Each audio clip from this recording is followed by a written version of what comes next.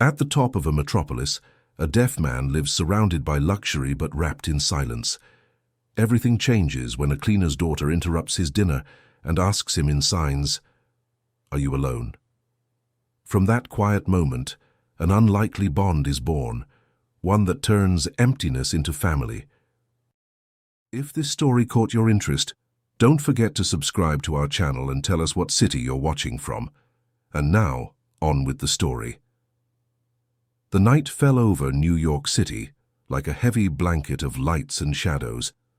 From the top of the 32nd floor, Richard Sterling's penthouse offered a privileged view of the city that never sleeps.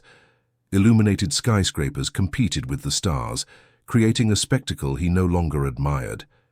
It had been a long time since that landscape had lost its charm. Everything there was predictable, controlled, silent. Richard was 42 years old and had a life many would consider enviable. The heir to one of the country's largest hotel chains, Sterling Hotels, he commanded a luxury empire spread across the country. His name was synonymous with success in business circles. His signature was worth millions. But on that Thursday night, like all the others, he was dining alone. The dining table was far too long. Made of imported fine wood, it could easily seat 12 people. But there was only one plate, one glass of wine, and one white linen napkin folded to perfection. Richard always sat in the same chair at the head of the table closest to the window. On the other side, the 11 empty chairs seemed like silent witnesses to his loneliness. He cut a piece of the grilled salmon and chewed slowly, without rushing. There was no reason to rush. There was no one waiting for him, no engagement after dinner, no calls to return. His schedule was always packed during the day, filled with meetings, video conferences, and important decisions. But at night, when he returned home, silence took over everything. Richard had been deaf since he was 8 years old. A severe case of meningitis had stolen his ability to hear the world around him. He grew up amidst treatments, therapies, and pitying glances. He learned to read lips with mastery, mastered sign language, and over time, adapted to state-of-the-art hearing aids that gave him back some of the sounds. But even with all the available technology, he preferred the silence. It was simpler that way, less painful. Over the years, Richard had built walls around himself. Invisible, but solid walls. Girlfriends who couldn't stand his emotional distance, friends who gave up trying to get close, colleagues who learned to maintain purely professional relationships. Even his family had grown distant, tired of knocking on a door that never fully opened. His older brother, Edward, was the company's vice president and his opposite in almost every way. Where Richard was reserved, Edward was expansive. Where Richard preferred numbers and spreadsheets, Edward loved parties and social events. The two spoke only when necessary, always about business, always keeping a safe distance. Their relationship was functional, but cold, like almost all relationships in Richard's life. He finished his dinner and took the plate to the kitchen. The penthouse was immense, with 3 bedroom suites, a living room, a dining room, an office, a gym, and an outdoor kitchen on the terrace. Everything was decorated with designer furniture, contemporary art, and authentic Persian rugs. A sanctuary of good taste and luxury, an empty museum. Richard had turned off his hearing aids as soon as he got home. He did it every night. He preferred absolute silence to the cacophony of sounds the devices picked up without a filter.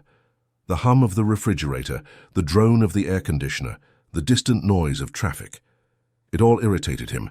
In the silence he had control. In the silence no one could hurt him. He placed the plate in the sink and looked at the wall clock. 9 o'clock. Soon the housekeeper would arrive. Maria Sanchez had worked there for 2 years, always discreet, always efficient. She came 3 times a week, always at the same time, and cleaned the penthouse with quiet dedication. Richard barely spoke to her. A nod when she arrived, another when she left. It was enough. He knew almost nothing about Maria. He knew she was a young woman, probably in her 30s. He knew she wore a navy blue uniform and always tied her dark hair back, in a practical ponytail. He knew she had calloused hands and tired eyes, but he had never asked about her life, her dreams, or her struggles. It wasn't his business. She was just another employee, part of the invisible machinery that kept his life running. Richard went up to his bedroom and changed. He put on a pair of comfortable sweatpants and a grey t-shirt. He picked up a book on behavioral economics he was reading and went down to the living room. He settled into the leather armchair and opened the book, but the words seemed to dance on. The page without making much sense. His mind was tired. Not a physical exhaustion, but the kind that comes from within, from carrying the weight of loneliness day after day. He closed his eyes for a moment and tried to remember the last time someone had touched him with affection. Not a formal handshake at a business meeting, not a perfunctory greeting at a social event, but a genuine, warm, human touch. He couldn't remember. Maybe years, maybe a lifetime. A movement caught his peripheral vision.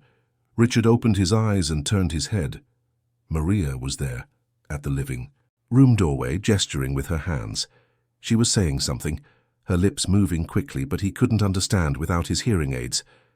Richard frowned, confused. Maria never bothered him during his free time.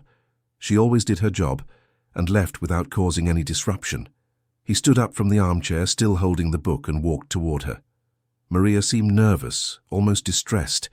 Her hands trembled slightly as she gestured. Richard tried to read her lips, but she was talking too fast. He made a universal gesture, pointing to his own ears and shaking his head. "I can't hear. I don't understand." Maria took a deep breath, clearly trying to calm herself, and then pointed to the kitchen. Richard followed her, his curiosity piqued by the break in routine. As he entered the kitchen, he saw something that made him stop in his tracks. A little girl. Small, no more than 4 years old, she was sitting on the kitchen floor, surrounded by colorful plastic containers she had taken from one of the low cabinets. She had curly brown hair tied in 2 uneven pigtails and was wearing a pink dress with a butterfly print. Next to her was a pink lunchbox, decorated with cartoon characters. The girl looked up and saw Richard. Her face lit up with a huge smile, showing a row of small, white teeth. Without any hesitation or fear, she stood up and ran toward him. Richard took an instinctive step back, but the child was already there, clinging to his leg with a surprising strength for someone so small. Richard looked at Maria, his eyes full of questions. The housekeeper clasped her hands in a gesture of apology, her face a mixture of shame and worry. She started talking again, but Richard still couldn't understand. He needed his hearing aids. He needed to know what was happening. Carefully, Richard detached the little girl from his leg and gestured for Maria to wait. He went quickly up to his room, grabbed the hearing aids from the nightstand, and put them in his ears. The world exploded in sound. The hum of the air conditioner, the rustle of his own clothes, the distant noises of the city. And then, coming from the kitchen, a high, melodious voice. The little girl was singing. Richard came down the stairs slowly, adjusting the volume on the devices. The child's voice became clearer. She was singing a children's song about 5 little ducks, her pronunciation still imperfect, some words jumbled, but full of joy and conviction. When he entered the kitchen again, Maria was on her knees, trying to convince her daughter to put the containers back in the cabinet. The girl was protesting, shaking her head vehemently and pointing to the containers as if they were precious treasures she couldn't abandon. "Mr. Sterling, I am so sorry," Maria began, her voice thick with embarrassment. "The woman who watches Sophia at night had a last-minute emergency. She had to go. To the hospital, her mother got sick. I had no one to leave her with. I tried to call and let you know, but you didn't answer. I didn't know what to do. I have to work, sir. I swear she won't be a bother. I'll just keep her in the laundry room, quietly, with her toys. You won't even know she's here." Richard remained silent, processing the information. Maria had a daughter she had to bring to work, because she had no one to leave her with. Suddenly, this woman he had seen 3 times a week, for 2 years gained a human dimension he had never considered. She had a life. She had a child. She had problems, worries, responsibilities. The girl, Sophia, noticed he was looking at her and smiled again. Her eyes were large and brown, full of innocent curiosity. She dropped the containers and walked toward Richard, raising her arms in a universal gesture. She wanted to be picked up. Richard froze. He didn't know what to do. He didn't know how to handle children. He'd never had kids, never spent enough time with nieces, nephews, or friends' children to develop that natural comfort some people have with little ones. His life was made of meetings, contracts, and business decisions. There was no room for pink lunchboxes and butterfly dresses. Maria quickly stood up and scooped her daughter into her arms, pulling her away from him. "I'm sorry, sir. Sophia, no, she doesn't understand yet. Leave the man alone." But Sophia protested, reaching her little arms out toward Richard. She began to gesture wildly, opening and closing her small hands, moving her arms up and down. Richard recognized the pattern. She was trying to use signs, improvised signs, invented by her, but signs nonetheless. Maria noticed his gaze and explained, still embarrassed, "Sophia loves making gestures. She sees it on TV, in videos. I don't know where she gets it from, but she's always making up signs for things. I think she thinks it's pretty. Kids are like that, you know, they imitate everything."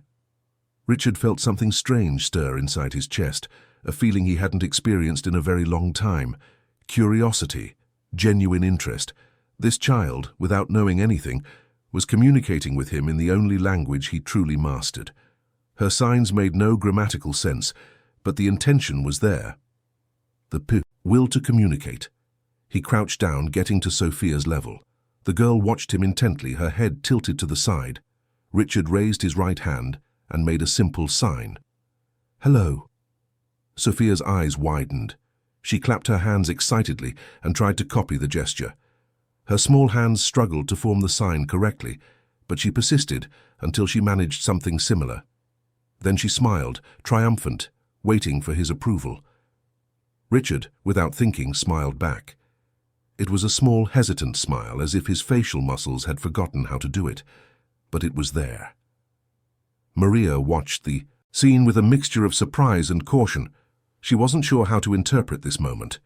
Mr. Sterling, always so distant and formal, was crouched on the kitchen floor, interacting with her daughter. Richard made another sign, pointing to himself and then to Sophia. "My name. Richard." Sophia tried to repeat it, but her fingers didn't have the necessary coordination yet. She frowned in concentration, then gave up on the signs. "Rico," she said, her childish pronunciation turning his name into something simpler. Maria laughed nervously. "She can't say Richard yet. It's a tough one for her." Richard nodded that it was okay. He stood up and looked at Maria. For the first time in 2 years, he really looked at her. He saw the deep, dark circles under her eyes. He saw the way she held her daughter tightly, as if afraid someone would take her away. He saw the worn uniform, clean but with small mends at the seams. "She can stay," Richard said, his voice sounding strange even to himself. How long had it been since he'd had a real conversation with someone outside of work? "Not in the laundry room. You can let her stay in." "The living room, does she have toys?" Maria blinked, surprised. "Yes, sir, I brought some. She likes to draw. And she has a few little dolls, too."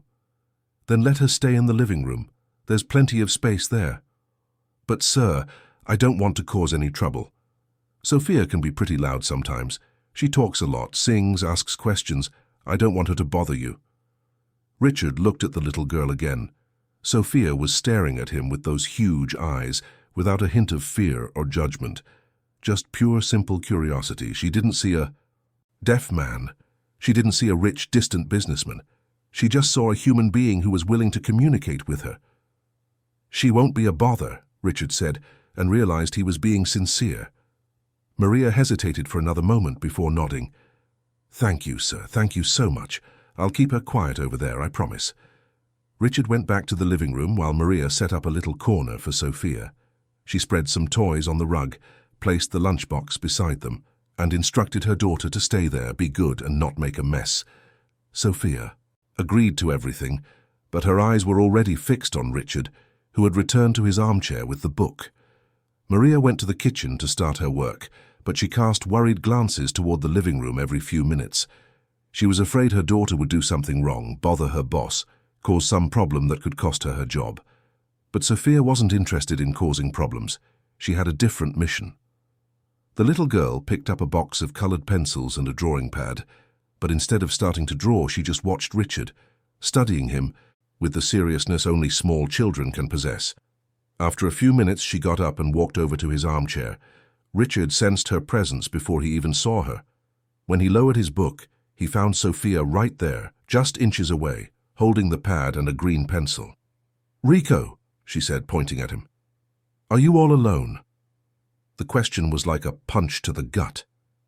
Richard was speechless. How had this 4-year-old child so accurately identified the core of his existence? How had she seen what so many adults chose to ignore? Sophia didn't wait for an answer. She climbed onto the armchair, squeezing in beside him with the familiarity of someone who knows no social barriers. "I think you're all alone," she continued, her voice soft but confident. "Like me when Mommy goes to work. But now I'm here, so you're not alone anymore." Richard looked at the tiny child sitting next to him, her little legs dangling in the air because they couldn't reach the floor. She opened her drawing pad and started scribbling something with the green pencil, completely at ease in his company. Maria appeared at the doorway, her eyes wide. "Sophia," she hissed, trying to get her daughter's attention without shouting. "Get down from there right now. You can't climb on the man." "It's okay," Richard said, surprising himself. "Let her be." "But sir—" "It's okay, Maria. You can go back to your work." The housekeeper stood there for a few more seconds, clearly torn between obeying and protecting her daughter. Finally, she nodded and returned to the kitchen, but her discomfort was evident in every step. Sophia kept drawing, seemingly oblivious to everything. She hummed quietly, a formless melody, just random sounds that brought her joy. Every so often she would stop and show the drawing to Richard, waiting for his reaction. "It's a flower," she would explain, pointing to a green circle with lines coming out of it. "Or a butterfly, or Mommy. I don't know yet." Richard found himself smiling again. There was something liberating about her presence. Sophia expected nothing from him but his attention. She didn't want his money, his status, his connections. She just wanted company, someone to be there, present, real. "Do you know how to draw?" Sophia asked, offering him a red pencil. Richard took the pencil, feeling the light weight of the object in his hand. It had been decades since he had last drawn something just for fun. His life was filled with charts, spreadsheets, reports. But drawing an impromptu flower, this was completely new territory. He drew a few hesitant lines in the notebook, a circle in the center, a few petals around it. The result was childish, disproportionate, but Sophia clapped her hands enthusiastically. "Pretty! You draw good!" Richard felt a strange warmth rise in his chest. When was the last time someone had praised him for something so simple and pure? Not for closing $1 million deal. Not, for increasing the company's profits. But for drawing a crooked flower with a red pencil. The minutes passed. Sophia continued to draw, talking to herself, asking questions that didn't expect elaborate answers. Richard just listened, watched, experienced being present in a way he hadn't known. Maria finished cleaning the kitchen and moved on to the bedrooms. Each time she passed the living room, she glanced at the surreal scene in the armchair. Her daughter, completely at ease, leaning against the most closed-off and distant man she had ever met. And he, in turn, didn't seem bothered. He seemed, and this was even stranger, almost relaxed. It was almost 11 at night when Maria finally finished her work. She entered the living room, the exhaustion evident in her slumped shoulders, and called to her daughter. "Sophia, sweetie, time to go. Let's go." Sophia pouted. "But, Mommy, I'm playing with Rico." Richard felt a strange pang at hearing that. Playing. When was the last time someone had played with him? When was the last time he had allowed that kind of lightness into his life? "We have to go, Sophia. The man needs to rest." Sophia reluctantly climbed down from the armchair, gathered her toys, and put everything back in the pink lunchbox. But before she left, she turned to Richard and did something that caught him completely off guard. She hugged him. Her small arms could barely wrap around his waist, but the hug was strong, tight, full of genuine affection. Richard stood motionless, unsure how to react. His body was tense, his hands hovering in the air, uncertain whether to return the embrace or not. "Bye, Rico," Sophia said, letting go and taking her mother's hand. Can we come back? Maria turned red. Sophia, no. We only come when I come to work. But I like it here. I like Rico. Richard watched the two of them head for the door. Maria muttered her apologies one more time, grabbed her purse, and left with her daughter. The door closed with a soft click. And then the silence returned. But this time it was different. The silence was no longer just the absence of sound. It was a presence, a void that had been filled for a few hours and now screamed its emptiness. Richard walked to the window and looked down at the city below. The lights twinkled, the cars moved, life went on. But inside something had changed. Something small, fragile, but undeniable. For the first time in a long time, Richard Sterling didn't want to be alone. He touched the spot where Sophia had hugged him and felt the warmth still there, imprinted on his skin. A child's hug, something so simple, so ordinary for most people. But for him, it had been a silent revolution. Richard removed his hearing aids, but this time the silence brought no comfort. It brought questions, it brought memories, it brought a painful awareness of everything he had lost by locking himself away in that glass tower of solitude. He went to bed that night with the feeling that something had begun. He didn't know what. He didn't know how. But he knew with a certainty he couldn't explain that this would not be the last time he saw that little girl with big eyes and an easy smile. And for the first time in years, Richard Sterling fell asleep thinking of someone other than himself. The following days were strange for Richard Sterling. He found himself thinking about that Thursday night more often than he cared to admit. During meetings, in the middle of presentations for new hotel projects, his mind would wander back to that unexpected hug, to that simple, devastating question. Are you all alone? The following Monday, when he arrived home after an exhausting day of negotiations, Richard noticed he had left his hearing aids on. Normally, the first thing he did upon walking through the door was to turn them off, but this time he hesitated. Maria wouldn't be coming that day. She only worked on Tuesdays, Thursdays, and Saturdays. But he found himself paying attention to the sounds of the house, as if expecting to hear a child's voice singing about little ducks. Tuesday arrived with heavy rain. New York was grey. The streets turned into rivers, the traffic even more chaotic than usual. Richard dismissed his driver early and drove himself home, something he rarely did. He didn't want to admit it, even to himself, but he was anxious. When he opened the door to the penthouse, he found Maria already there, mopping the living room floor. She was alone. No sign of Sophia, no pink lunchbox, no drawing pad scattered on the rug. Richard felt a pang of disappointment that caught him off guard. It was ridiculous, he knew. Why would he be expecting to see that child again? She had only been there once, under exceptional circumstances. There was no reason to expect it to happen again. Maria looked up and greeted him with a respectful nod.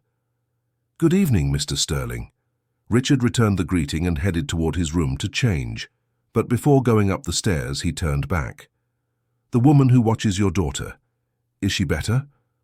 Maria seemed surprised by the question. "She is, sir. Her mother had a high blood pressure scare, but she's recovered. Thank you for asking." Richard nodded and went upstairs. In his room, he changed out of his suit into more comfortable clothes and stood there for a few minutes, looking out the window. The rain streamed down the glass, distorting the city lights. He felt restless, as if something were missing. He went down for dinner. The table was set as always. One plate, one glass, one napkin. He sat in his usual chair and began to eat the lemon risotto the cook had prepared before leaving. It was delicious, perfectly made, but it tasted of loneliness. Richard was finishing his meal when he heard light footsteps on the stairs. He turned his head and saw Maria there, her hands clasped in front of her, clearly nervous. "Mr. Sterling, may I speak with you for a moment?" "Of course." Maria took a few more steps but kept a respectful distance. "I wanted to thank you personally for what you did last week, letting Sophia stay here, not being bothered by her presence. It was very kind of you." Richard placed his fork on the plate. "You don't need to thank me." "I do, sir. I know it's not common for an employer to allow something like that. I've worked in private homes for a long time, and most don't even want to know about our lives outside. To them, we're invisible. But you were different, and Sophia won't stop talking about you. Rico this, Rico that. She was enchanted. Richard felt that strange warmth in his chest again. "What's it like, being with her?" he asked, the question slipping out before he could think better of it. Maria smiled, and it was the first time Richard had seen a genuine smile on her face. "It's the best thing in the world, sir, and the hardest. Sophia is smart, curious, full of energy. Sometimes I wonder where she gets so much joy with the life we have. We live in a small apartment in the Bronx, sharing it with 2 other families. My salary barely covers the basics, but she wakes up happy every day, ready to discover the world." Richard watched her as she spoke. There was a deep pride in this mother, but also an exhaustion that went beyond physical fatigue. It was the weight of carrying responsibilities alone, of making difficult choices every day, of trying to give a daughter the best under circumstances that were anything but ideal. And her father? The question came out softly, almost hesitantly. Richard didn't usually ask personal questions, but something about this conversation was pushing him out of his comfort zone. Maria's smile vanished. "He's not part of her life. He left when I told him I was pregnant. Never saw him again. And honestly, sir, it's better this way. Sophia deserves people who stay, not people who run at the first sign of trouble." There was a strength in those words that Richard recognized. It was the same strength he had seen in her eyes when she held her daughter that first night, a fierce determination to protect, to provide, to not give up. "You're a good mother," Richard said, and he meant it. Maria blinked, and for a moment it looked like she might cry. "Thank you, sir. That means a lot. Well, I'll get back to work. Sorry to have taken your time." She turned to leave, but Richard called after her. "Maria." "Yes, sir." "If it happens again, that you don't have anyone to leave Sophia with, you can bring her. You don't have to leave her in the laundry room. You can bring her to the living room." Maria's mouth fell open, clearly surprised. "Really, sir?"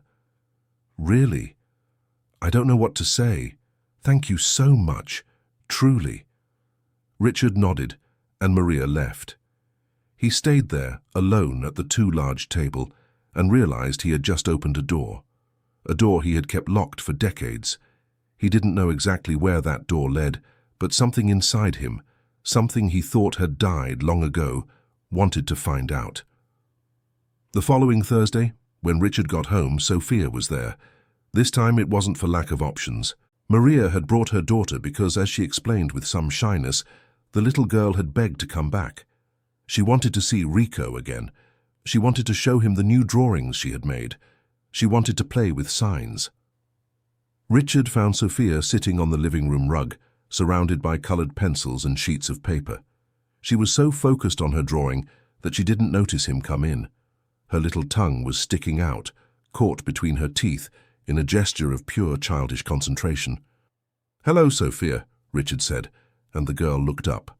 So quickly her curls bounced. "Rico!" She dropped everything and ran to hug him, as if they were old friends reuniting after a long separation. "I came to see you. I brought you a drawing." Richard crouched down and accepted the hug. This time he allowed his arms to wrap around the child, returning the affection with a hesitation that faded with each passing second.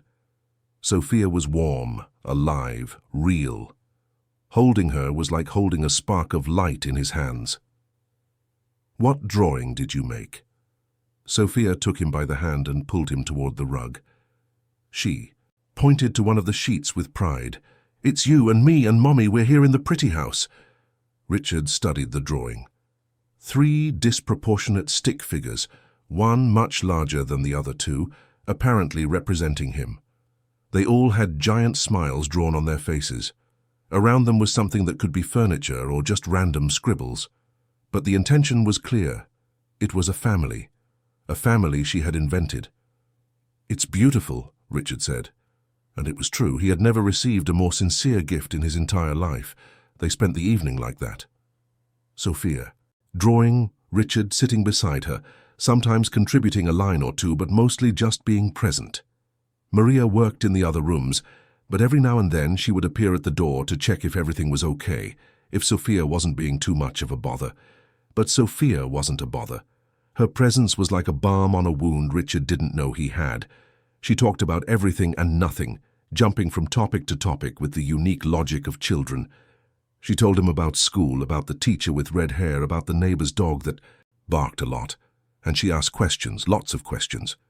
"Rico, why do you have things in your ears?" Richard thought for a moment about how to explain. "Because I don't hear very well without them. I got sick when I was a kid." "Does it hurt?" "No, not anymore." "Can I see?" Richard hesitated, but then he took out one of the devices and showed it to her. Sophia examined the small object with fascination, turning it over and over. "It's so tiny. How does it make you hear?" Richard explained in the simplest way he could. Sophia listened, intently, her big eyes fixed on him, absorbing every word. When he finished, she carefully handed the device back. "You're special, Rico. My teacher says everyone is special in a different way.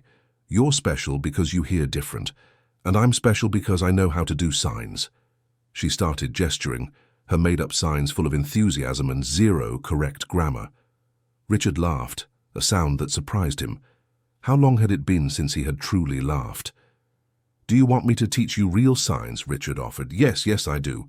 And so there on the living room rug, Richard began to teach Sophia some basic signs. "Hello, thank you, please name family." Her small hands struggled to form the gestures correctly, but she persisted with admirable determination. Maria appeared at the door to say her work was done. She found the two of them completely absorbed in their impromptu sign language lesson. Her heart ached seeing that scene. Sophia had never had a positive male figure in her life. And here was this man, patient and kind, dedicating his precious time to teaching her daughter. "Sophia, sweetie, we need to go," she called softly. "Already, Mommy, but I haven't learned everything yet. We'll come back next time." Richard stood up and looked at Maria. "Next time I can teach her more, if you'd like." Maria smiled, a tired but genuine smile. "I'd love that, sir. Sophia is loving it." "You can call me Richard." The words came out naturally, unplanned. Maria blinked, surprised. "But, sir, that wouldn't be appropriate." "We're all just people here, Maria. Just people." Sophia clapped her hands. "Rico has a name. Mommy, he has a name, Richard." "Yes, sweetie, now let's go, get your things." As Sophia gathered her drawings and pencils, Richard noticed that the pink lunchbox had a tear on the side. It was small, but it was there. He wondered how long it took Maria to save up enough to buy a new one. Before he could think better of it, he went to his office and came back with his wallet. Maria was helping Sophia put on her shoes at the entrance when he approached. "Maria, take this." He held out a few bills. "For the week's work." "But, sir, you've already paid. You transfer it every month, right on time." "It's a little extra, to help with Sophia's things." Maria looked at the money and then at him. Her eyes glistened with unshed tears. "I can't accept this, Mr. Richard. It's already too much that you let Sophia stay here. Please, it would be important to me." There was something in his voice that made Maria understand this wasn't charity. It was something different. It was connection. It was a gesture from someone who was starting to care. She accepted the money with trembling hands. "Thank you so much, sir.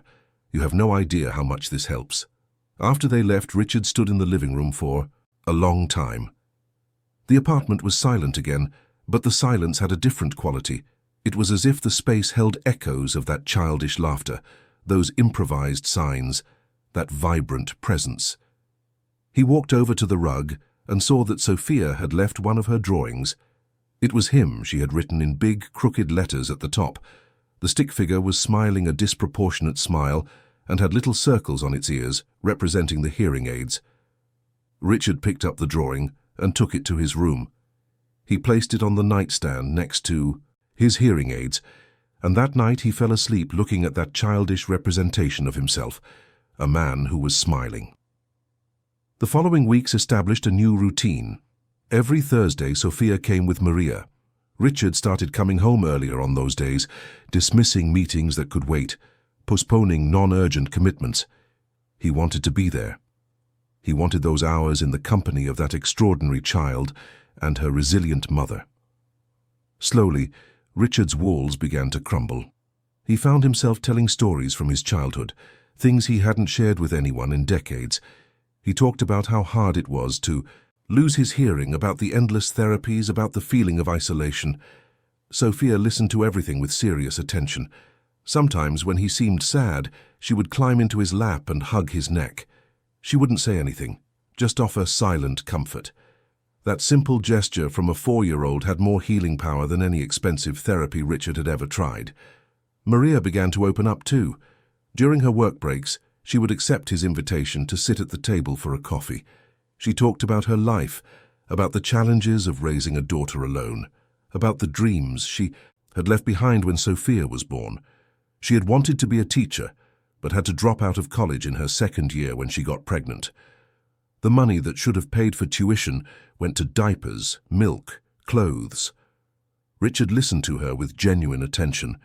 He began to see her not as the invisible housekeeper, but as a complete woman, strong, determined, loving. She was only 32, he discovered, but she carried the weight of responsibilities that made her seem older. One night, Richard made an unusual invitation. "Why don't you two have dinner here tonight? Before you start your work. There's plenty of food and the table is always empty anyway." Maria hesitated. "Mr. Richard, I can't. It wouldn't be right." "Please, it would be a pleasure for me to have company. And Sophia loves pasta. I'm sure the cook made enough." Sophia, who was playing nearby, heard the word pasta and jumped up. "Pasta? Mommy, I want some. Please." Maria looked at her daughter and then at Richard. She saw something in his eyes that made her agree. A silent plea. A loneliness that was humbly asking for company. "All right," she relented. "But just for tonight." That dinner changed everything. For the first time in years, Richard's table had more than one plate. Sophia sat in one of the chairs, using cushions to reach the right height, and ate with a voracious appetite. Maria, still a bit uncomfortable at first, gradually relaxed. They talked. They laughed. Sophia told silly jokes that made both adults smile. Richard looked around the table and felt something he hadn't experienced since childhood: belonging. That space, once so empty and cold, was alive, full of voices, movement, life. When dinner was over, Sophia was sleepy. Her eyes struggled to stay open as she tried to finish one more story. Maria picked her up, and the girl immediately rested her head on her shoulder. "I don't think I'll get much work done tonight, Mr. Richard. She's exhausted. Don't worry about work. You can come back on Saturday and make it up. Or not. It doesn't matter." "But, sir—" "Maria, please, take her home. She needs to rest." Maria nodded gratefully. As she was getting ready to leave, Sophia woke up just enough to murmur, "Bye, Rico. I love you." The words landed like bombs in Richard's heart. "I love you." When was the last time someone had said that to him, and meant it? Sophia barely knew him. She knew nothing of his fortune, his social standing, his business achievements. But she loved him anyway, simply because he was there, because he saw her, because he cared. "I love you too, Sophia," Richard replied, and the words didn't get stuck in his throat as he had feared. They came out naturally, filled with a truth he didn't know he possessed. Maria looked at him over her daughter's head. There were tears in her eyes. "Thank you," she whispered, "for everything." After they left, Richard stood there in the living room listening to the silence. But this time the silence wasn't his enemy. It was just an interval, a space between encounters, a promise that soon there would be more voices, more laughter, more life. Richard Sterling, the man who had built walls so high no one could climb them, was starting to dismantle his own fortress, brick by brick, word by word, hug by hug, and for the first time in 42 years, he wasn't doing it alone. Edward Sterling was not a man who let details slip by. As vice president of Sterling Hotels, he had built his reputation on meticulous control and absolute attention to the slightest movements within the company. And for the past 2 months, he had noticed something strange in his brother's behavior. Richard was different. He was leaving meetings early. He was declining business dinners on Thursdays. He was smiling more, or at least smiling occasionally, which was a radical change in itself. Edward knew his brother long enough to know that sudden behavioral shifts warranted investigation. It was on a Friday, during a board meeting, that Edward decided to act. Richard had just presented the quarterly numbers, which were excellent as always, but he seemed distracted.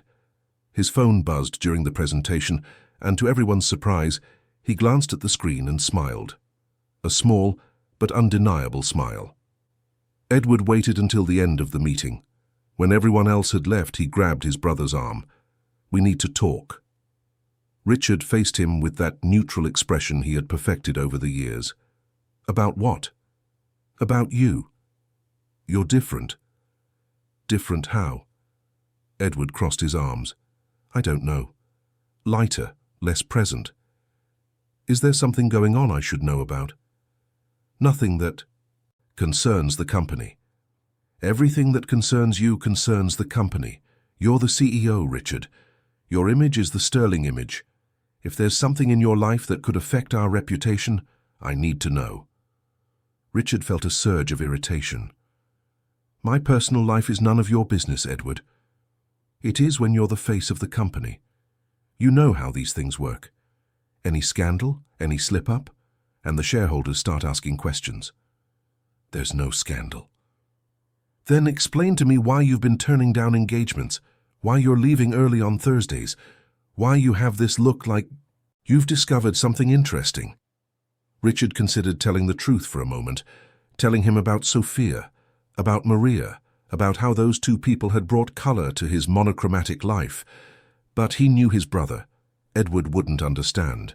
Worse, he would use the information against him somehow. "I'm just taking better care of myself. You should try it sometime." Edward narrowed his eyes. "I'm watching you, Richard. Whatever is going on, I'll find out."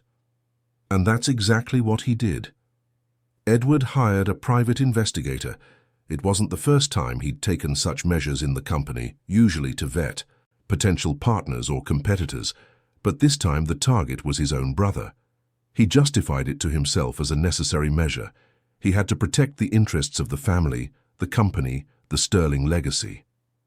The report arrived a week later. Edward read it in his office, the door locked, his expression growing darker with each page. Photographs of Richard arriving home early on Thursdays, of a woman leaving the penthouse with a child, of Richard smiling, something the investigator noted as atypical behavior based on previous observations. The investigator had done his job well. He identified Maria Sanchez, 32, a cleaning employee hired by the third-party company that provided services to the penthouse, single mother of Sophia Sanchez, 4 years old, resident of the Bronx, salary of $2,000 a month. Edward read and reread the report. His mind worked quickly, connecting dots, forming scenarios. His brother, the CEO of Sterling Hotels, was getting involved with the cleaning lady. It was the only explanation. And if that leaked, it would be a public relations disaster. But there was something even more worrying. Richard, known for his coldness and emotional distance, was getting attached to a child. A child that wasn't his. Edward had seen cases like this before. Lonely, vulnerable men being manipulated by opportunistic women who used their children as bait. He had to act. Fast. The following Thursday, Edward didn't call ahead to say he was coming to the penthouse. He had a key, after all. He was a partner in the company. He had the right to check on family properties when necessary. At least, that's how he justified the invasion of privacy to himself. It was almost 8 at night when he opened the penthouse door with his own key. The sound of laughter greeted him. Laughter, coming from the dining room. Edward walked silently down the hall and stopped at the entrance to the room. The scene before him confirmed his worst suspicions. Richard was sitting at the table, not in his usual place at the head, but in one of the side chairs. Next to him, a small child was eating pasta with her hands, laughing as she tried to imitate signs Richard was making. And across the table was the woman, Maria. She was laughing too, her eyes shining in a way Edward interpreted as calculating. What is going on? Here? Edward's voice cut through the air like a blade. Everyone turned. Sophia stopped laughing immediately, her smile vanishing at the sight of the stern man in the doorway. Maria went pale, standing up from her chair so quickly she nearly knocked it over. Only Richard remained calm, though his eyes showed surprise. "Edward, what are you doing here?" "I could ask you the same thing." He pointed at Maria and Sophia. "Who are these people?" Richard stood up slowly, instinctively placing himself between Edward and the two of them. "This is Maria, who works here, and this is Sophia, her daughter. I know who they are." He threw a folder onto the table, pictures and documents scattered across it. Photographs, reports, everything laid bare. "Did you think I wouldn't find out?" Maria looked at the documents, her face losing even more color. Her hands began to tremble. "Mr. Richard, I didn't know. I swear I didn't know he was investigating. I never wanted to cause any trouble." "It's okay, Maria," Richard said, his voice firm. "You've done nothing wrong." Edward let out a humorless laugh. "Nothing wrong. She's taking advantage of you, Richard. Can't you see? A cleaning lady. And the company CEO having dinner together. Let me guess, has she asked for money yet? Made up some sob story to get you to open your wallet?" "Edward," Richard raised his voice, a rare occurrence for him. "You don't know what you're talking about." "I know exactly what I'm talking about. I've seen this script 1,000 times. Pretty woman, cute kid, lonely and vulnerable man. It's the perfect combination for a scam." "It's not a scam." "Then explain what it is. Because from where I'm standing, you're being manipulated." Sophia started to cry softly, frightened by the shouting. Maria immediately scooped her into her arms, whispering words of comfort, but the child only cried louder. Richard felt something break inside him seeing Sophia like this, the little girl who was always so cheerful now in tears because of their confrontation. "Get out of here, Edward. I'm not leaving, not until you get rid of these two." "I told you to get out." Edward ignored his brother and approached Maria. She backed away, clutching Sophia to her chest. "How much?" he asked, his voice cold. "How much do you want to disappear from his life?" "I don't want anything," Maria answered, her voice breaking. "I just wanted to work, that's all." "Liar, everybody wants something, so just name your price."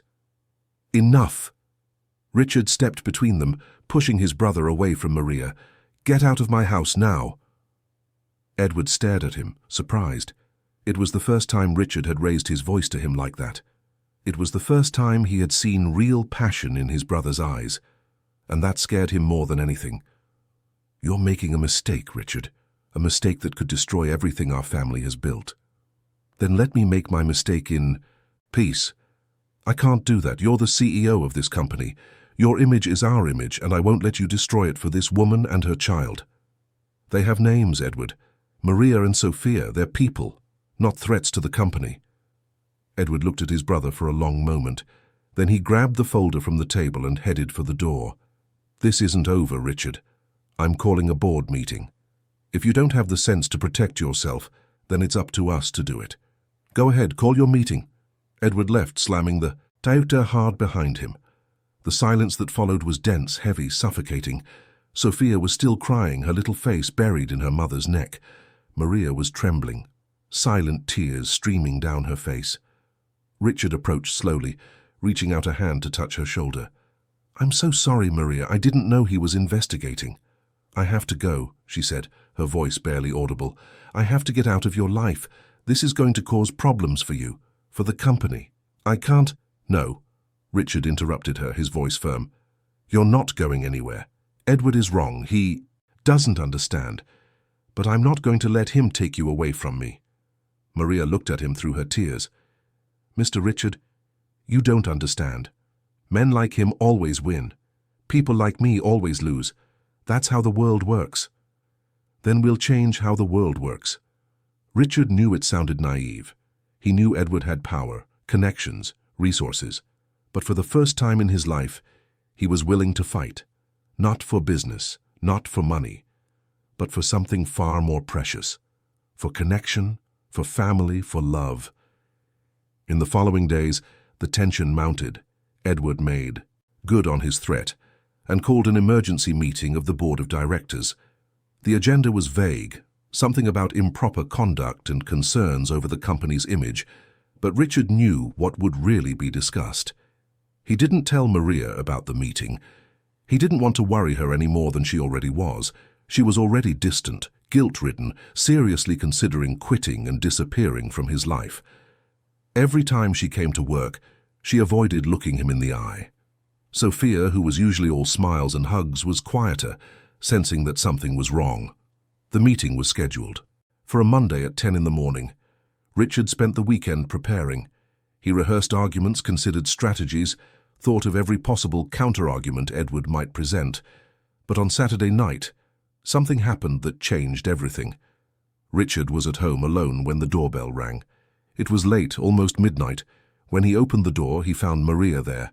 She wasn't in her uniform. She was wearing jeans and a simple blouse. Her eyes were red from crying, and she was alone. No Sophia. "Maria, what happened? Where's Sophia?" "She's with a neighbor." Maria walked in without waiting for an invitation. "I needed to talk to you alone." Richard closed the door, worried. "Sit down. Do you want some water, coffee?" "I don't want anything. I just want you to understand." Maria turned to him, and there was a fierce determination in her gaze he had never seen before. "I'm going to quit." "What?" "No. We've talked about this. You don't have to." "I have to," Maria interrupted. "Not for the reason you think, not because I'm afraid of your brother or the board, but because I can't do this to you." "Do what?" "This." She gestured between them. "This whole situation. You're a good man, Richard. Better than I ever thought existed in this world. You opened your home to me and my daughter. You treated us with dignity, with respect, with affection. And Sophia loves you. She really loves you. I love you both too. I know. And that's why I have to go. Because the longer this goes on, the harder it will be. Your brother is right about one thing. People like me don't belong in places like this. That's not how the world works." Richard felt a tightness in his chest. Who decides how the world works? The people with power, and that's not us.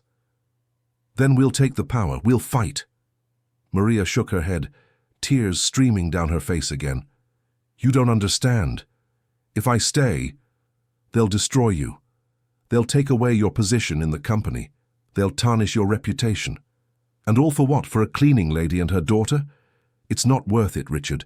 You deserve more than this. You are the more. You're everything. The words came out with an intensity that surprised them both. Richard moved closer to Maria, taking her hands in his. I spent 42 years of my life alone. I built walls so high no one could reach me, but you two climbed those walls. You came into my life and showed me what I was missing. You showed me there's more than business and loneliness. And now you want me to just let you go. Yes, for your own protection. I don't want protection.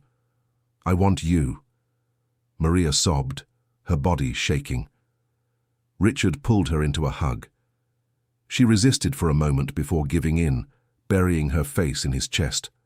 They stood like that for a long time, two wounded human beings finding comfort in each other. When Maria finally pulled away, her eyes were red, but there was a decision in them. There's a meeting on Monday, isn't there? Your brother is going to try to remove you as CEO. How do you know?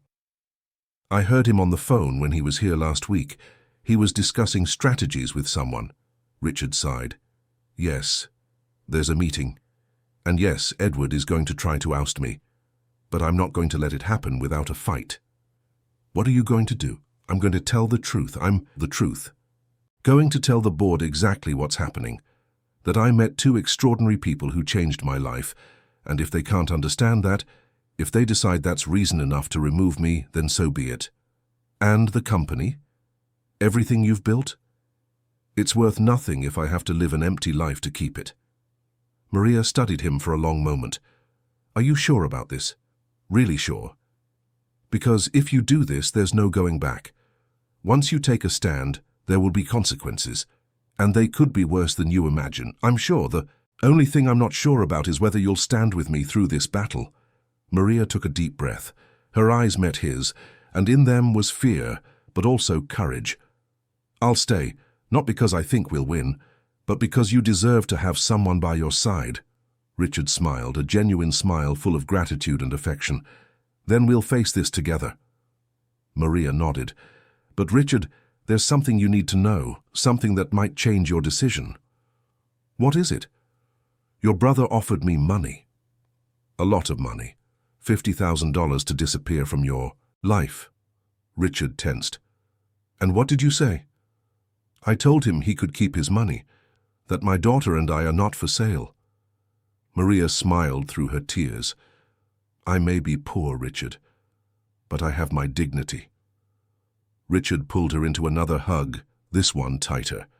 You are extraordinary, Maria Sanchez, and we're going to prove to my brother and everyone else that you two are the best thing that has ever happened to my life. When Maria left that night, they both knew they had crossed a line. They were no longer just boss and employee. They weren't just friends, they were allies. They were a chosen family fighting against a world that insisted on tearing them apart. Richard spent Sunday preparing his speech for the meeting, but it wasn't a business speech.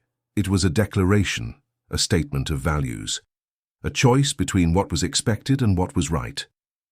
On Monday morning, when he walked into the boardroom, he found Edward already there, surrounded by lawyers and board members. Everyone wore serious expressions. The battle was about to begin. Edward opened the meeting with cruel efficiency. He presented the evidence, the photographs, the reports. He painted a picture of a CEO who was being manipulated, who had lost his judgment, who was jeopardizing the company's reputation. The board members listened in silence. Some looked concerned, others uncomfortable. No one seemed surprised. Edward had done his homework, preparing the ground for this moment. When Edward finished, all eyes turned to Richard. It was his turn to speak, his turn to defend himself. Richard stood up. He looked around the room at these men and women who controlled the future of the company, and then he did something no one expected. He smiled. It's true, Richard began, his voice calm but firm. Everything my brother said is true. I met a woman and her daughter, a housekeeper and a 4-year-old child, and they have completely changed my life. They showed me what I was missing by living in isolation, alone, focused only on profits and numbers. They showed me that there is more to life than this room, these meetings, these reports. He paused, letting his words sink in. You've known me for years. You know I've always put this company first, that I have sacrificed relationships, health, and happiness for the good of this organization. And what was the result? Record profits, expansion, success, but also loneliness, emptiness, a life without real meaning. Edward tried to interrupt, but Richard held up a hand. I'm not finished. You want to know if I'm being manipulated? If I've lost my judgment? Let me answer you clearly. No, I am not being manipulated. For the first time in my life, I am seeing things with clarity. And what I see is that you, this room, this company, are worth nothing if I have to become an empty, lonely man to keep them. The silence in the room was absolute. Richard continued. So here is my position. Maria Sanchez and her daughter Sophia will continue to be a part of my life. If the board considers that reason enough to remove me from the CEO position, I will accept it. But I will not give up what I have finally found. I will not go back to being the cold, distant man you once knew, because that man was dead inside. Edward exploded. You're willing to throw everything away for a cleaning lady? I'm willing to finally live for people who truly care about me. And yes, one of those people is a housekeeper, and the other is her 4-year-old daughter, and they are more valuable to me than any asset of this company. The meeting erupted into arguments. Some board members defended Richard, others agreed with Edward. The hours passed in heated debates about reputation, image, and corporate responsibilities. In the end, a vote was called. Remove Richard from the CEO position or allow him to continue, on the condition that he keep his personal life discreet. The vote was close, 5-4 in Richard's favor. Edward was livid, but the decision was made. 4. Now Richard would keep his position, but the war was far from over, and they both knew it.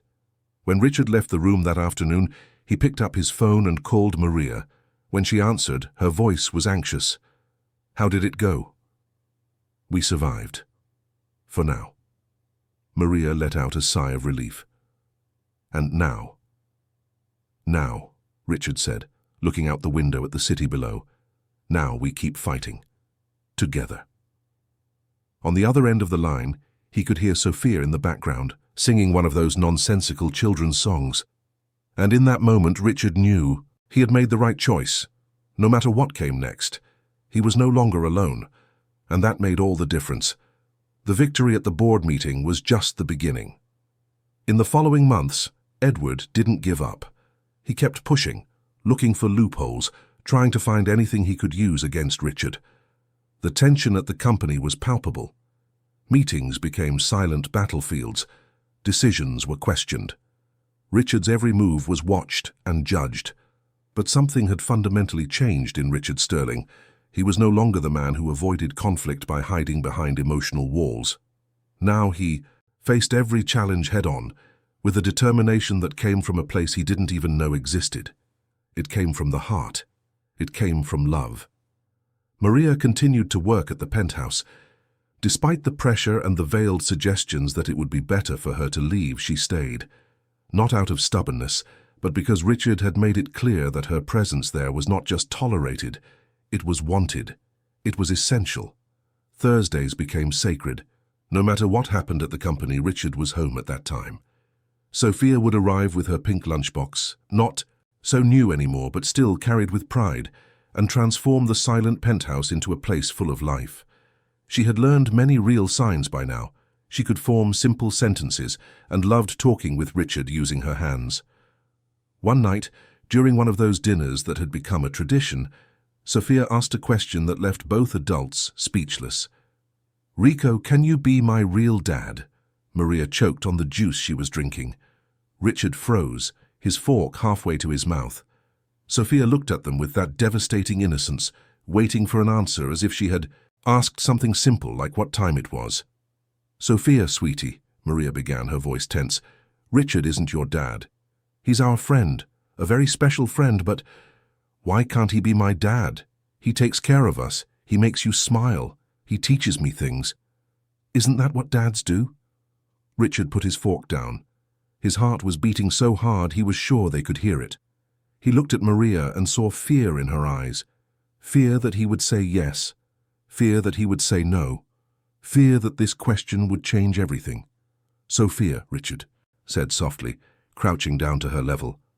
"Being a dad is a very important thing. It's a promise. It's saying you'll always be there no matter what. It's choosing to take care of someone forever." "But you already take care of us," Sophia insisted. "You're not going to leave." "I'm not." "So, can you be my dad?" Richard looked at Maria again. She had tears in her eyes, but she nodded slightly. It was a nod that said many things. It said she trusted him. It said she saw in him the man he had become. It said that perhaps this child's question wasn't as absurd as it seemed. "I would love to be your dad, Sophia," Richard answered, his voice thick with emotion. "But that's a decision your mom has to make too. It's a big decision, one that changes everything." Maria wiped her tears with the back of her hand. "Richard," she started, but he gently raised a hand. "You don't have to answer now. Think about it. Really think. Because if you say yes, I'm going to take this very seriously. I will be there for both of you, for everything. Always." That night, after Maria and Sophia had gone, Richard stayed up late, processing, feeling.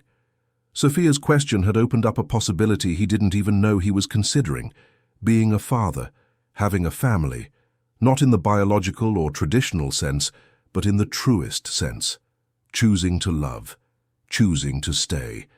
The next few days were strange. Maria was quieter, more thoughtful. Sophia didn't seem to understand why her question had caused such a stir. To her, it was simple. She wanted Richard to be her dad. Period. It was on a rainy Thursday, 2 weeks after that conversation, that everything changed again. Richard came home earlier than usual. He had cancelled an important meeting, something that infuriated Edward, but he didn't care. He wanted to be there. He needed to be there. Something inside him told him this night would be important. When he entered the penthouse, he heard voices in the kitchen. Tense, worried voices. He quickened his pace and found Maria sitting in a chair, holding Sophia in her lap. The little girl was crying softly, and Maria had tears on her face too. What happened? Richard approached quickly. Maria looked up at him. I got a notice today. The building where we live is being vacated.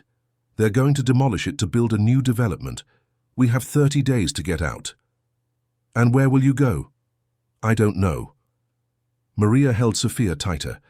I'm looking for something I can afford, but everything is so expensive. And with the costs of transportation, food, daycare, I don't know if I'll be able to find something in time. Richard felt something break inside him seeing these two there, vulnerable, scared. Sophia was crying, not because she fully understood the situation, but because she felt her mother's fear. And that childish cry, that fear that shouldn't exist in such a small child, awakened something primal in Richard, a protective instinct he didn't know he possessed.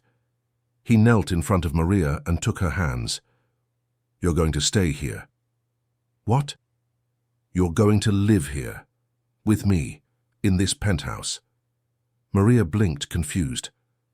Richard, you can't be serious. I can't accept that. It's too much. Why is it too much? This place has 3-bedroom suites that are never used. There's more than enough space. And you need a place to live. It makes sense. It makes no sense. You're my boss. I'm your employee. People will talk. They'll think. Let them think whatever they want. I don't care anymore. But your brother, the company, this will give him ammunition to attack you again. Then let him attack. Maria, look at me. Richard squeezed her hands. I've spent my whole life worrying about what people thought, about my image, my reputation. And you know what it got me? 42 years of loneliness. I don't want to live like that anymore. I want to live for real, and for me, living for real means having you two here. Sophia stopped crying and looked at Richard. We can live here with you? Forever? If your mum agrees, yes. Forever. Maria was crying again, but now they were different tears. Not of fear or sadness. They were tears of relief, of gratitude, of something deeper she wasn't yet ready to name. Are you sure about this? She asked, her voice almost a whisper.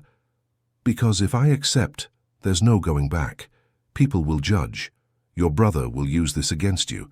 It could cost you your position at the company. I know, and I choose you anyway. I will always choose you. That night, the decision was made. Maria and Sophia would move into the penthouse. One of the suites would be turned into Sophia's room, with space for toys, books, and all the drawings she made. Another suite would be Maria's. And Richard would finally have what he had always wanted but never admitted. A family. The news spread quickly. Edward found out the next day and called an emergency meeting. This time, he was furious. He brought lawyers, presented conduct clauses, threatened internal proceedings. He accused Richard of inappropriate behavior, of a conflict of interest, of endangering the company's image. But Richard didn't back down. He sat in that boardroom and faced every accusation with calm and dignity. He explained that Maria would no longer be his employee, that he was hiring someone else to do the cleaning, that their relationship had evolved into something far beyond boss and employee, that he was, for the first time in his life, prioritizing happiness over reputation. The board members were divided again. Some supported Richard, admiring his courage. Others agreed with Edward, seeing only a potential scandal. The vote was called once more. This time the margin was even tighter, 6-5. But it was in Richard's favor, with one condition. He would have 6 months to prove that his decision would not negatively affect the company. If profits fell, if there was any public scandal, if his leadership was compromised in any way, he would be removed immediately. Richard accepted the terms. He was confident he could keep the company running while finally living his life. And if he couldn't, if he had to choose between the CEO position and his new family, he already knew what his choice would be. The move happened over a weekend. Maria didn't have many things. A lifetime of possessions fit into a few boxes. But when they brought those boxes into the penthouse, when Sophia ran through the rooms choosing which would be hers, when Maria looked around and realized that this was now her home, something changed. It wasn't just about having a better place to live. It was about belonging. It was about having a place in the world. The first few days were strange. Everyone was still getting used to the new dynamic. Richard hired a new cleaning service, and Maria had to adjust to the idea of no longer working there. At first she felt useless, but Richard encouraged her to go back to school, to pursue that dream of being a teacher she had abandoned. They enrolled Maria in an online degree program. She could finish her degree in early childhood education while taking care of Sophia and adjusting to her new life. Richard covered all the costs, not as charity, but as an investment in an extraordinary woman who deserved every opportunity life had denied her. Sophia flourished in that environment. Her room was full of color, light, and possibilities. Richard installed a whiteboard where she could draw freely. He bought books in English and in sign language. He hired a tutor to officially teach Sophia sign language, something the girl absorbed with incredible enthusiasm. Dinners became sacred rituals. Every night the three of them sat at the table that was once occupied by a single lonely plate. They talked about their days, made plans, laughed, argued over silly things like which movie to watch. It was messy, it was imperfect, it was beautiful. But Edward hadn't given up. He kept watching, waiting for an opportunity. And 6 weeks after the move, he found what he was looking for. A freelance photographer hired by a gossip magazine managed to get pictures of Richard, Maria, and Sophia leaving a mall together.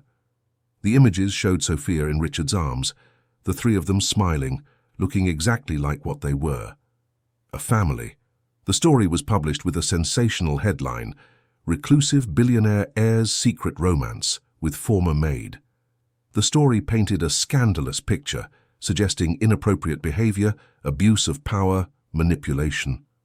Richard read the article in his office. Beside him, Edward had a triumphant smile on his face. "There it is," he said. "Now you can't deny it anymore. There's the scandal I warned you about. Your reputation is destroyed. The company's image is tarnished, and by the terms you accepted, you have to resign." Richard placed the magazine on the table and looked at his brother. "You're right, Edward. I'm going to resign." Edward blinked, surprised. "Really? Really? But not for the reasons you think. Not because I'm ashamed of what I'm doing, not because I think I've made a mistake, but because I've finally understood something fundamental." "What's that?" "That this company, this position, this legacy our father built is worth nothing if I have to sacrifice my humanity to keep it. I spent 42 years of my life serving sterling hotels. 42 years putting profits before people, numbers before emotions, success before happiness. And what did it get me? Loneliness, emptiness, a meaningless life." "Richard, you're being irrational." "For the first time in my life, I'm being rational. Because I finally understand what really matters, and it's not the hotels, it's not the money, it's not this room or this title, it's the people, it's Maria and Sophia. It's the dinners at the too large table that finally has the right number of seats filled. It's waking up in the morning and hearing laughter in the kitchen. It's having someone ask how my day was and actually care about the answer." Edward shook his head. "You're going to regret this." "No, I won't. For the first time in my life, I'm not going to regret a single thing." Richard stood up and held out his hand. "Congratulations, Edward. The company is yours now. I hope it brings you more happiness than it brought me." Edward didn't shake his hand. He just watched his brother walk out of the office, his steps firm, his head held high. And for the first time, Edward Sterling felt something strange. Envy. Envy for the certainty Richard had. Envy for the peace in his eyes. Envy for having found something more valuable than money or power. Richard drove home. When he entered the penthouse, he found Maria and Sophia on the living room floor, working on a huge jigsaw puzzle. Sophia saw him first and ran to hug him. "Rico, you're home early. Come help us." Richard looked at Maria. She had read the news.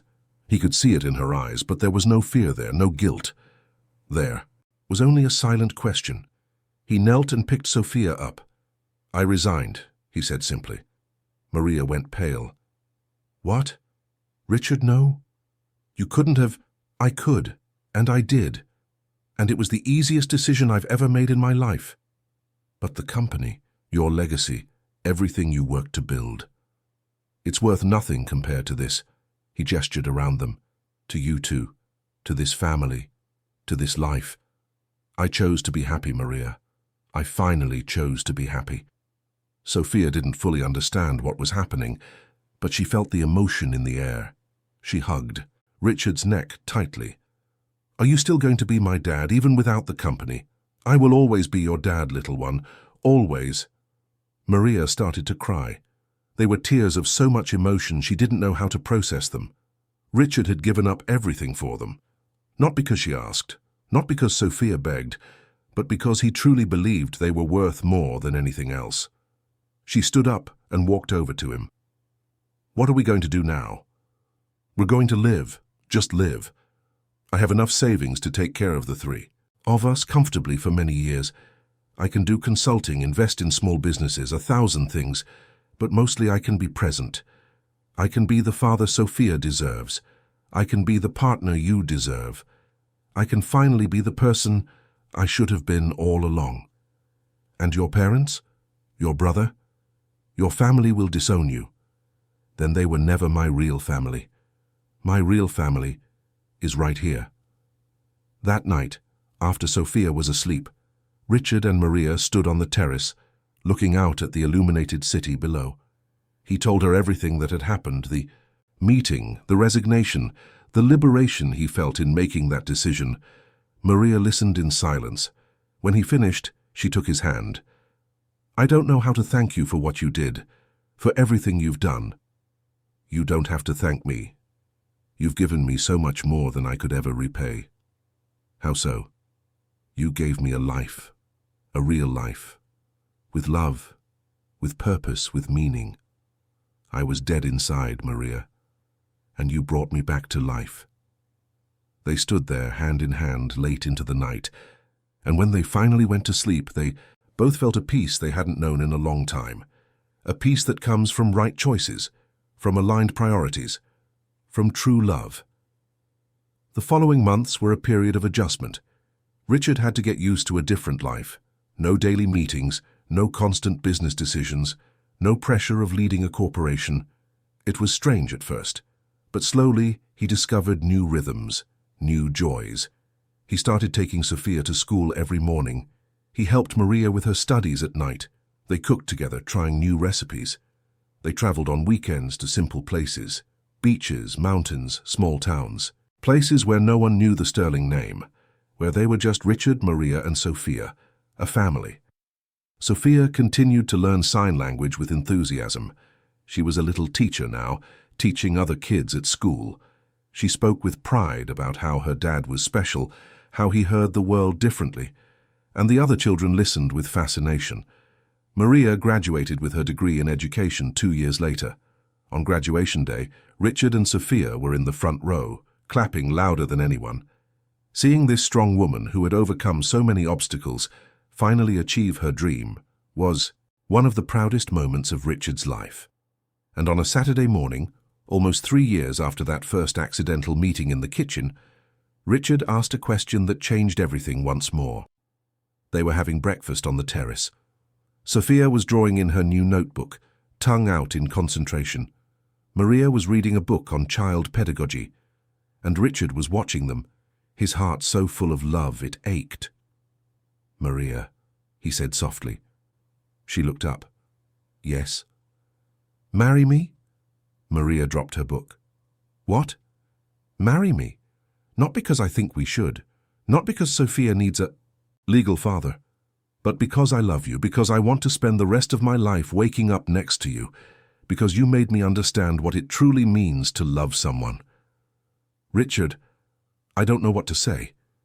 She was crying, as she always did in important moments. Say yes, that's all I need to hear.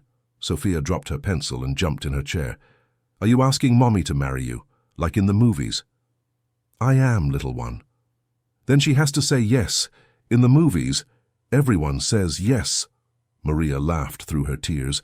She looked at Richard, at this man who had completely transformed her life and her daughter's life, who had chosen them above all else, who loved them not in spite of who they were, but because of it. "Yes," she said, "1,000 times yes." Sophia shrieked with joy and threw herself into their arms. They fell into a group hug, laughing, crying, feeling the magnitude of that moment. The wedding was simple, no excessive luxury, no important guest list, just the people who truly mattered. A few of Maria's friends, college classmates, the neighbor who had watched Sophia so many times. And surprisingly, a few members of the old company board who had always supported Richard. Edward wasn't invited, but the day before the wedding, he showed up at the penthouse. Richard answered the door and found his brother standing there, uncomfortable. They hadn't spoken in almost 3 years. "Can I come in?" Edward asked. Richard hesitated, but then opened the door. They went to the office, keeping a safe distance from each other. "I came to apologize," Edward began, the words coming out with difficulty. "I was wrong, about everything, about Maria, about Sophia, about what you were doing." Richard said nothing, just waited. "I've spent the last 3 years running the company.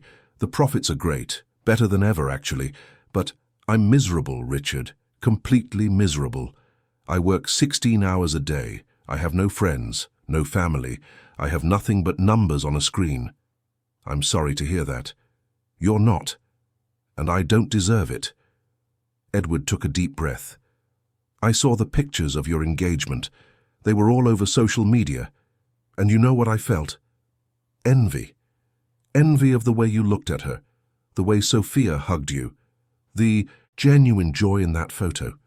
And I realized you were right, about everything." Richard moved closer to his brother. "Edward, I don't hate you.